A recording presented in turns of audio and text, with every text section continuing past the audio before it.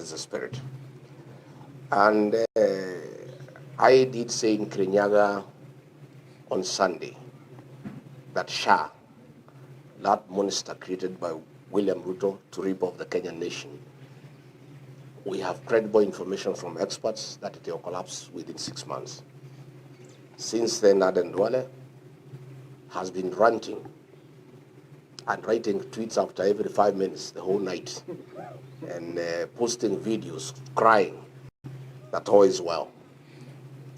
From our first rally in Tower all the way through Kikima to Wote, I did ask a question to the people of Makueni whether SHA is working, and the answer was no.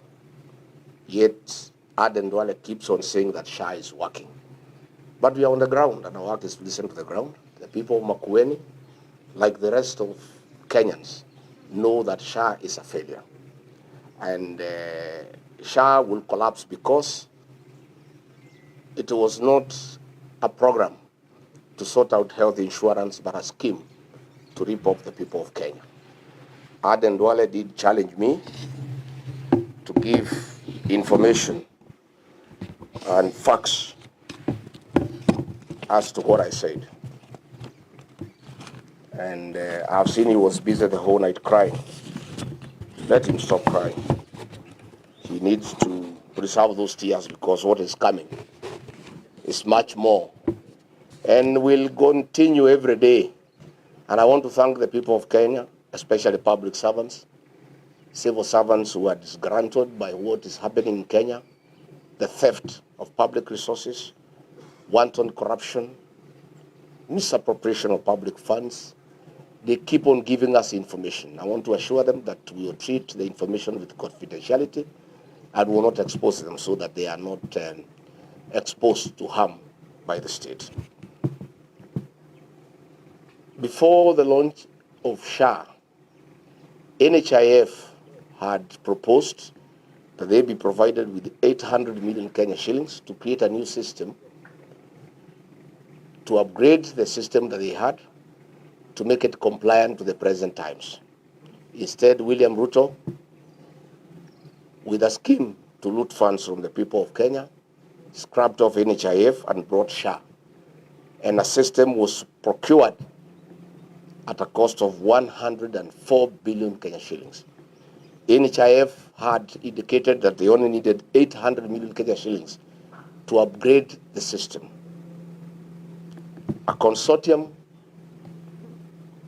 was created,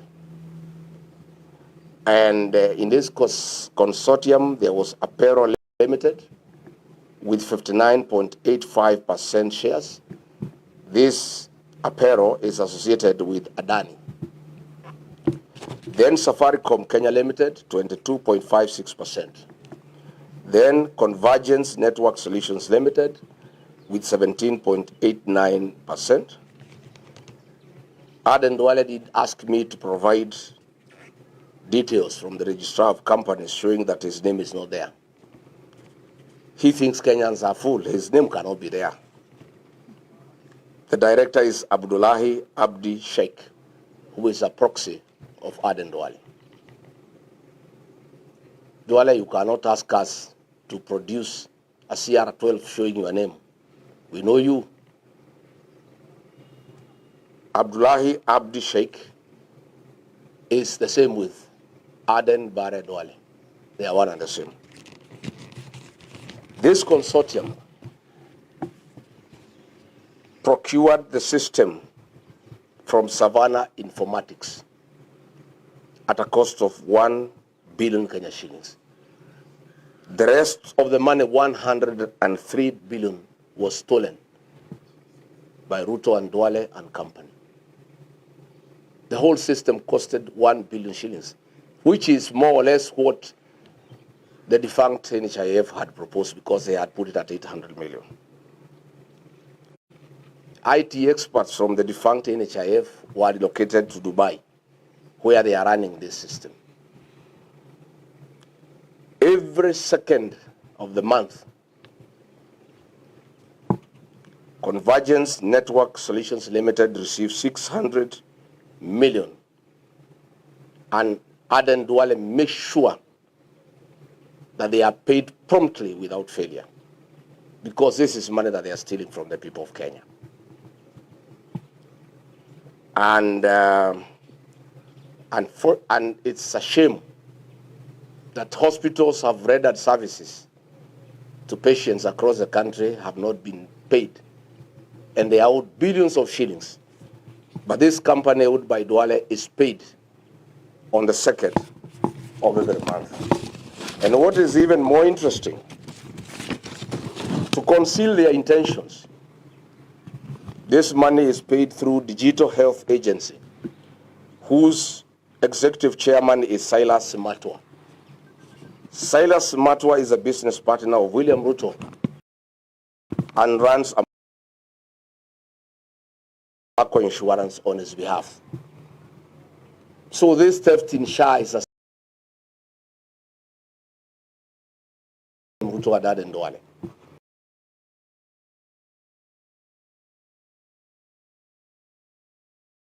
Why is the money paid through Digital Health Agency, whose executive chairman is Silas Matwa?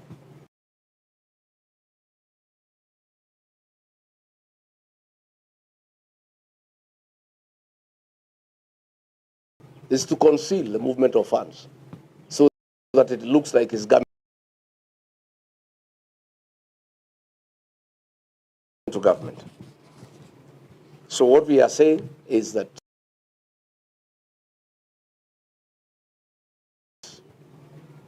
SHA was never conceived to be a program to help the people of Kenya.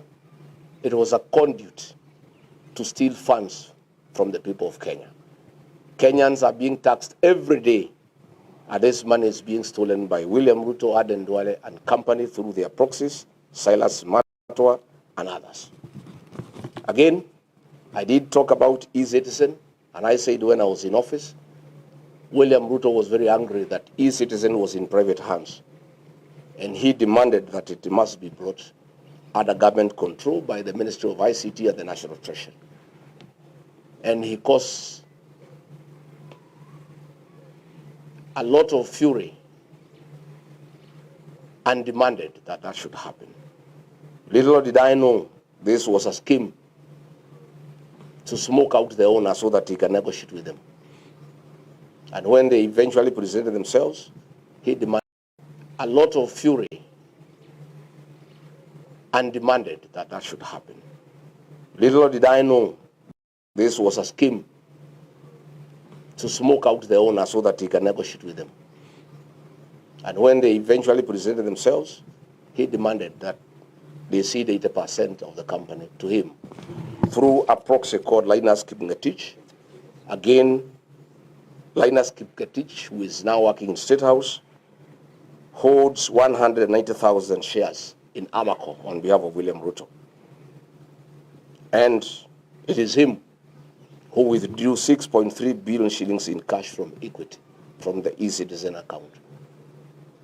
It's a shame that in Kenyatta National Hospital, patients pay for their stay there through e-citizen, but no funds are remitted back to the hospital to help the patients, to buy drugs, to buy reagents, and to buy food.